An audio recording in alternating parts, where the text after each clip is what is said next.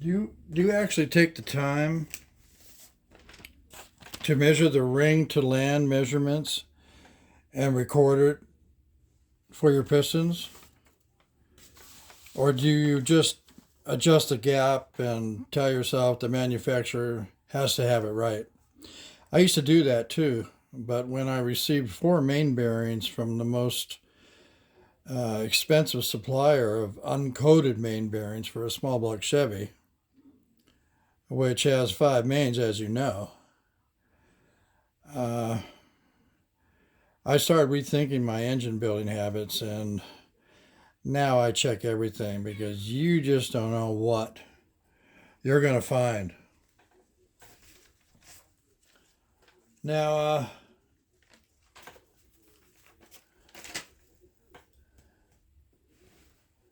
there are more than a few areas concerned with this subject: ring clearances, pistons, wrist pins, and such. And the first thing is this ringland right here. This is an exaggerated drawing, of course. It's a ringland. So you take the distance between the top of the ringland and the bottom of the ringland. Then you get your ring, and you get the thickness of that, and you subtract it.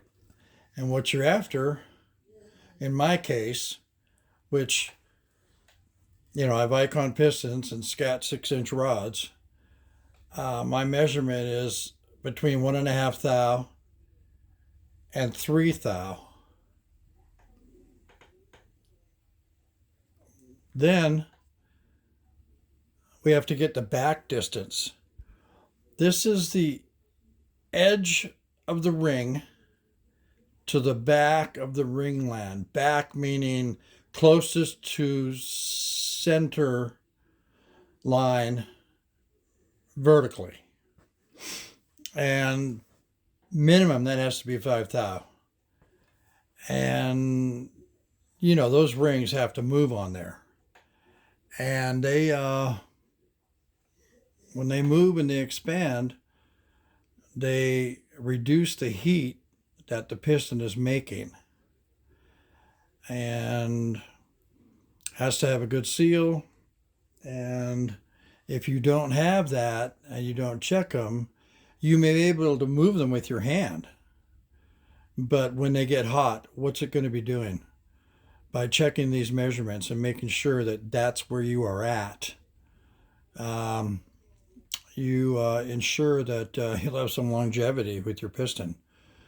And lastly, when it comes to rings, is these are 6-inch rods. So the bore for the wrist pin intrudes, it's evasive. It goes into the ringland for the oil control ring.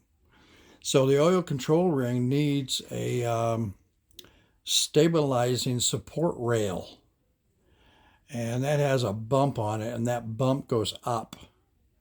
So you put that on, and then you put the oil control ring on, and you should be good to go. Without that stabilizing ring, it doesn't stabilize the oil control ring, and that can lead to problems. Of course, your ring gap is very important, and it can vary. Gasoline, alcohol, turbo, nitro if you're so lucky, supercharging, and all that. It all makes a difference on the gap because it all makes a difference on the heat. The heat it's making. To me, it's just amazing that those rings can go in there and cool that piston, as the air fuel charge cools it too. But I find it pretty amazing. Now, I intentionally left this subject until last because it's a can of worms. The reason it's a can of worms is because some people we're discussing the side-to-side end play of the wrist pin from spiral lock to spiral locks. and you'll get all kinds of measurements quoted to you. It can be anywhere from 6 thou to 30 thou. So, you know, it's kind of funny, but nobody really wants to commit. At least that's what I found. Now, I will say one thing. If you already have a measurement and you know what your measurement is, you'll get much better response than if you say, I haven't done it yet. I haven't measured it yet. Well, for some reason, they don't like to hear that. But anyway, what I suggest you do there is, you gotta take that measurement, and you got to consult your machinist, because he's got to know if it's spiral locks or not. He has to know or he should know, you should tell him what your connecting rod side clearance is. And lastly, you should tell him what measurement you came up with. So you guys can discuss what's going on. If he's done the machining on, he has a brief idea what's going on with your motor, and you guys can figure it out. And like I say, everybody has a different opinion. Here's the rub. It's going to gall the slot for the spiral locks if it's excessive and it has a chance. It will gall the spiral lock slot. It can knock the spiral lock right out of there. It can start a hammering effect. And you can see it's not going to be long before there's big problems. Did you know that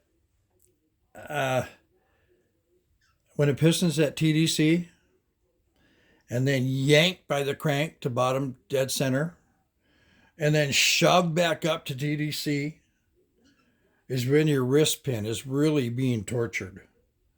And the things it's touching, like the piston bore, the spiral locks, stuff like that. It's minutely bending and flexing. So it can start problems real quick. Some people machine their own wrist pins, NHR Superstock guys and such. Let's just do some math. At 1,000 RPM, your piston is going up and down 16 times per second.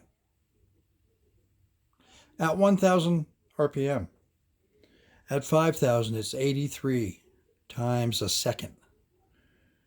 6,000 RPM, 100 times a second. 6,500, 108 times a second.